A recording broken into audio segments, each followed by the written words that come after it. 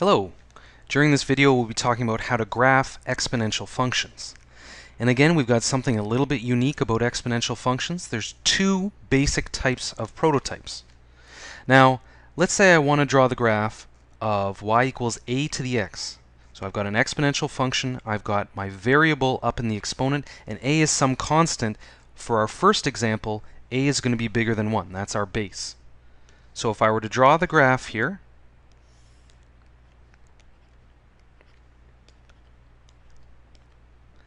with a base bigger than 1,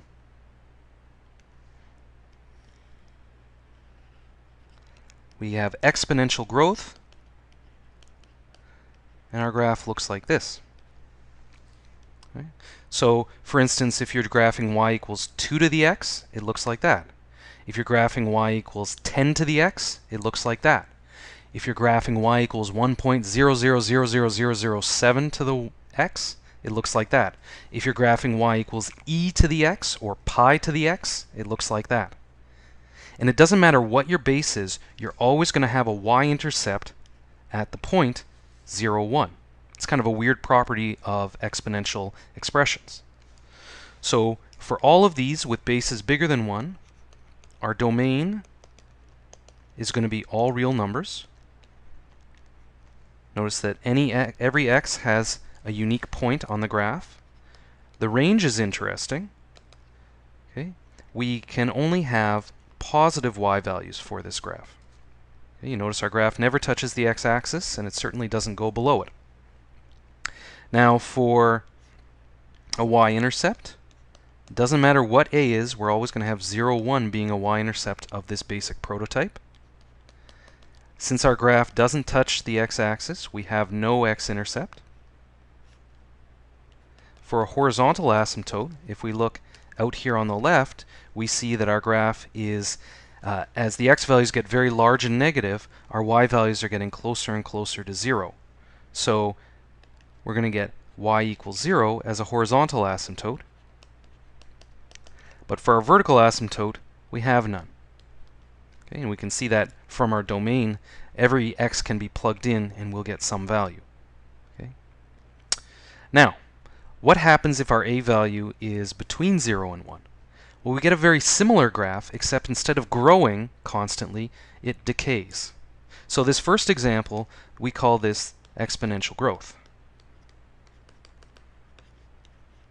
And so money in a bank account with compound interest, our graph would be exponential growth. Population tends to be exponential growth. But radioactive decay, for instance, the amount of radioactive material in a substance would go through radioactive decay, exponential decay. So a lot of the same features, except we've got a nice decreasing graph. So this is y equals a to the x, but this time our base is between 0 and 1.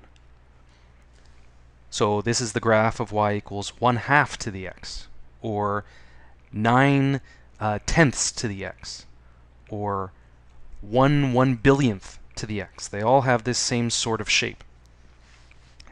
Again, we can give all the properties. We notice they're the same as above. Again, we can plug in any x value we like into this expression, but we are only ever going to get positive, strictly positive y values. You can't ever even get a y value of 0. It's always greater than 0. Every one of these exponential decay models is going to have a y-intercept at 0, 1 for the prototype. And the x-intercept, again, will have none. Now, for the horizontal asymptote, here if we look way out to the right, we see that our y values are getting closer and closer to 0. But for vertical asymptotes, we don't have any of those. Okay? And this is exponential decay. Now we'll talk a lot more about specific real-world models where you would use exponential functions, but for now we'll just talk about graph transformations. What if we don't have a basic prototype, but some other type of simple exponential function? How do we draw its graph? Well, of course, the rules are going to be just the same as they always are for graph transformations. Okay, we just need to be able to identify which number has what effect. And now we've got these bases as well. So our first example here, this 2, this doesn't tell us about a graph transformation. It actually tells us about the prototype. It's the base of our exponential part. Okay, so this is the base, and it's 2, which of course is bigger than 1. That means, if we just take a quick peek back to our last page, we've got a base bigger than 1 here. That means we're going to have exponential growth for this function, at least to start off. So we'll start with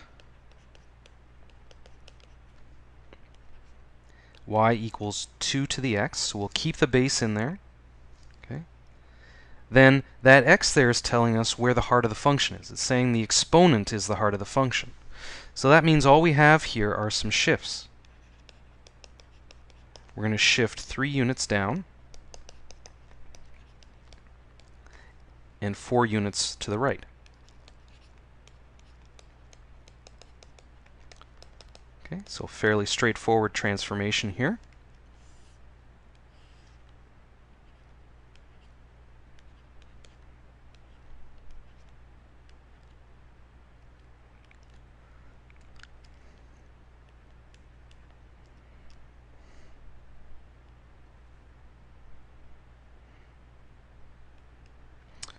Alright, so if I draw my first graph there, we know it's exponential growth since our base is 2, which is bigger than 1. So there's our graph there. And all I'm going to do is shift that down 3 units and to the right 4 units. Now how am I going to anchor that? Well, if we take this point 0, 1 and we shift it 3 units down, the y value would become -2, and then 4 units to the right, our old y-intercept is going to move out to here. Okay. Now also, when we do that shift of 3 units down, our horizontal asymptote that's currently under the x-axis is going to move down 3 units as well.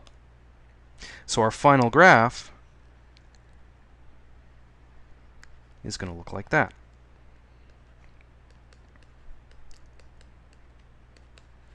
So we can report on all the different attributes here. Okay, the domain is going to be all real numbers. The range, well, we see our y values are all greater than -3.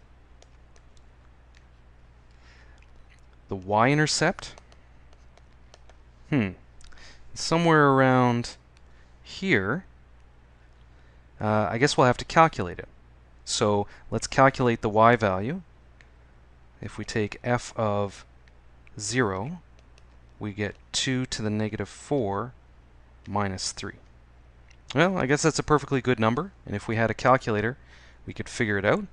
In fact, 2 to the -4, that's just 1 over 2 to the +4, which is 1 over 16, minus 3 is, well, 3 is 48 over 16. Okay? So that means we've got a y value of -47 over 16. So we'll report that formally. The y-int is at the point 0, -47 over 16. Now for the horizontal asymptote, that would be at y equals -3, and for the vertical asymptote, we have none. Okay. So here again, just as a brief review, that 2 there, it tells us about the base of the exponential function, and that base tells us whether we've got exponential growth or exponential decay. Which one of the 2 prototypes on the last page we should start with, this one or that one? Our base is 2, it's bigger than 1, so we start with the top one, exponential growth. And then from there, once we've got our prototype, we see the heart of the function is the exponent. We've got a shift to the right 4 units and a shift down 3 units. Let's try another example. Okay. Here we see that we have a base of 1/2. for our exponential part, our power. So we'll start with y equals 1/2 to the x. Now this time our base is between 0 and 1, so we're going to have exponential decay. Now after that, we've got the multiplier of 5 out front. We're going to stretch vertically by a factor of 5.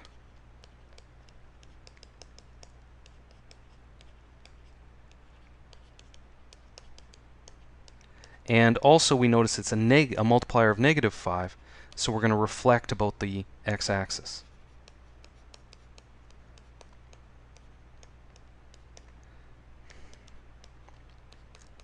And the last thing we'll do is we have that +6 outside the heart of the function, so we're going to shift up 6 units.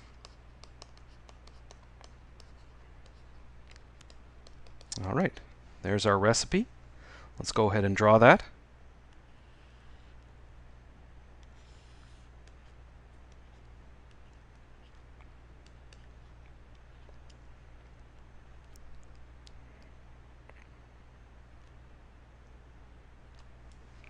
All right, so we'll draw in our prototype. Now it's exponential decay. Since our base is 1/2, it's less than 1.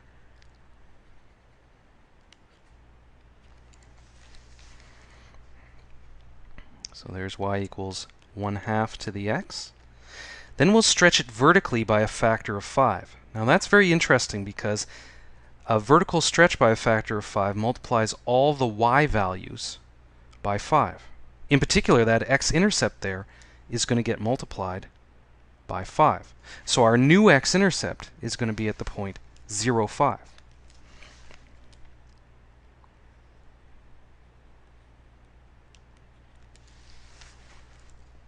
So there we have y equals 5 times 1/2 to the x.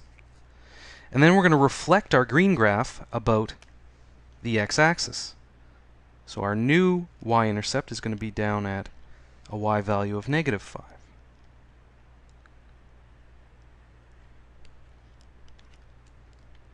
So there's y equals -5 times 1/2 to the x. And then we're going to shift up that blue graph by 6 units. Now throughout all these steps, the x-axis has been a horizontal asymptote for our graph. But when we shift up 6 units, all of a sudden, our new horizontal asymptote is going to be up here at the line y equals 6. Okay? Also, when I shift up my y-intercept by 6 units, it's going to go through at 1 again, which is kind of a weird coincidence. So there's our final graph there.